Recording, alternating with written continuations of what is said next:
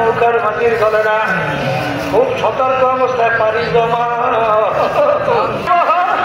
সমুদ্রের ভিতরে বড় তুফান তুফান, যদি হালকা যদি দুর্বল ততটা নিয়ে পানি জমাও, তখন দুই পাশ থেকে ঠাস ঠাস পানি মারবে, তোমাকে সহ সমুদ্রে ডুব দেবে।